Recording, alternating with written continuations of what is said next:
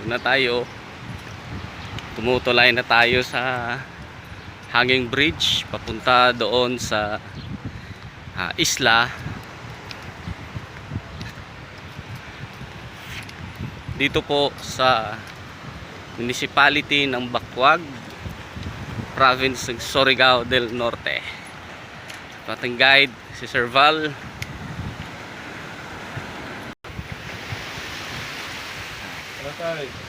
Kasama natin si Tatay Bebot. Siyempre si Doc Germs. May ni-rescue tayong mga magsasaka rito na namomroblema ng paano mag-lakbay dito? problema ng stem borer at black bag. At na-invite din tayong mamasyal sa isa sa pinagmamalaki ng Bacuag, ang kanilang island tour. Yun pong nakikita ninyong mga bundok-bundok na yun po ay mga isla na kung gusto nyo pumunta doon, dediretso muna kayo ng Placer or Surigao City para makatawid. At dito naman sa kabilang side, di lang natin check kung klaro, pero yung nakikita nyong mahabang bundok na yon po yung Siargao Island, na kahapon ay nagkaroon ng 5.0 magnitude na lindol. Sa kabutiang palad wala naman po tayo nabalita ang damage.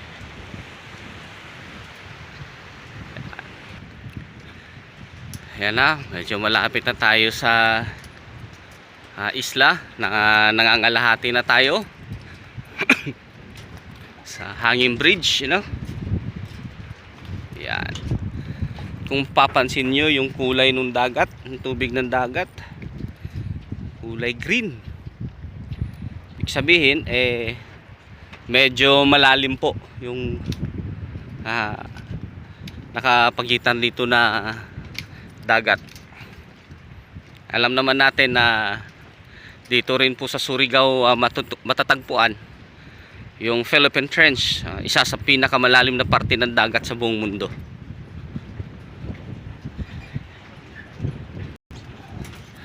Ayan na, medyo malapit-lapit na tayo. Tanaw na natin yung tower kung saan nakasulat doon ang pangalan ng kanilang bayan, ang Bacuag.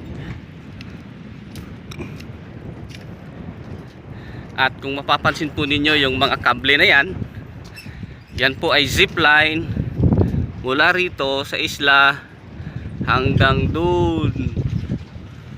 Pansin po ninyo yung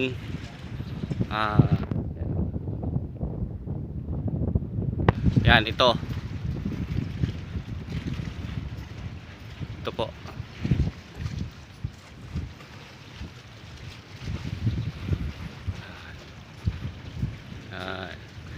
Ngayon na yan, nandun yan yung zipline.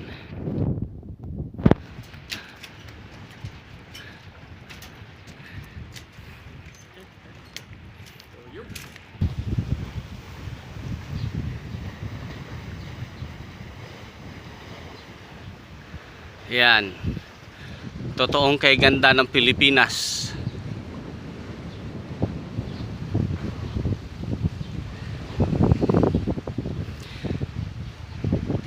Dito tayo ngayon sa kanilang zipline deck. Ito yung hagdan paakyat doon.